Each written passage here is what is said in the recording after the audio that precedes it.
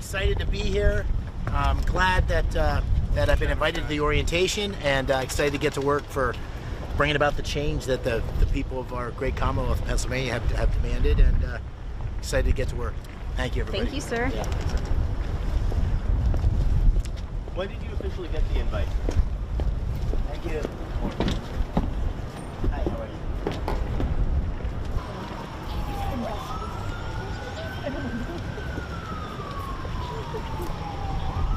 How you doing? How are you? Congratulations on your win. Yeah, thank you. Quick question before you go in. Sure. What do you think your party did wrong last week? Well, look, it's going to take some time to figure that out. I say that as someone who's a Democrat that won a district Trump won twice.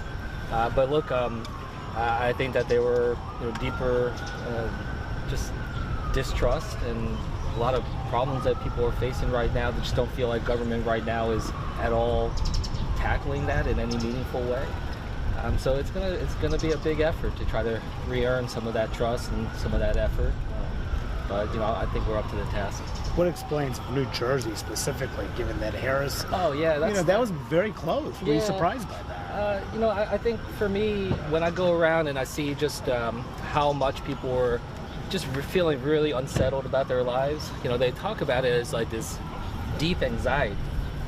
People would talk about it saying like it feels hard to breathe sometimes. They were feeling so anxious about the high cost of living. The fact that things are so expensive in New Jersey, just I'm not going to say that I know for certain that was on people's minds, but I know that was a big. Right now, it's not tackling things in any meaningful way, in terms of their day-to-day living. Democrats were not responding to those concerns. Choices for President Trump's cabinet that we're starting to see. How are you feeling about this? Yeah, I gotta think through that a little bit more. Now that I got a job where I can actually vote on some of this, I want to make sure I'm doing my due diligence. So, I don't want to comment just yet. But just on just to finish up that point, on what you're saying about the concerns that voters are not effectively dealing with that. Well, I think politics is not effectively dealing with that, and certainly being the party in the White House, people questioning whether or not their lives are being meaningfully improved right now. I think that that's part of it, but there is something deeper, not just about this particular last 4 years, but just writ large in terms of how the Democratic Party is engaging, and I think that that's something that we need to sort out. What do you make of these Republican leadership candidates entertaining Trump's idea of recess appointments to prevent Democrats from slowing down Trump's appointment now that you're going to have a say in some of this? Yeah, look, I'm somebody that believes in the Constitution, believes we should follow that, and, it's not something that we should be trying to find ways to work around and game the system. I think the people of New Jersey certainly have a right to be able to have their voice heard on the important cabinet positions and other positions. So, we want to make sure that we go through that process. So that's what I'll be pushing for. Okay, I got to get to the orientation. I'll see you all around. Take care.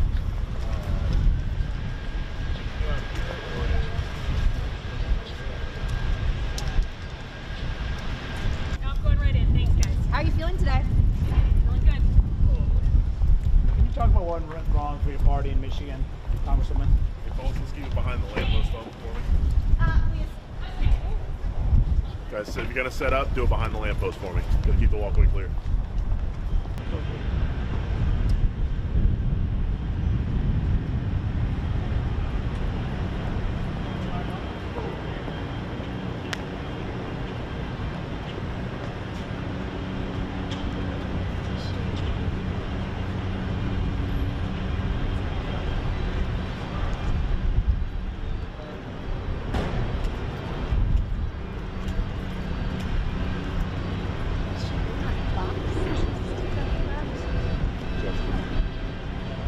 West Virginia.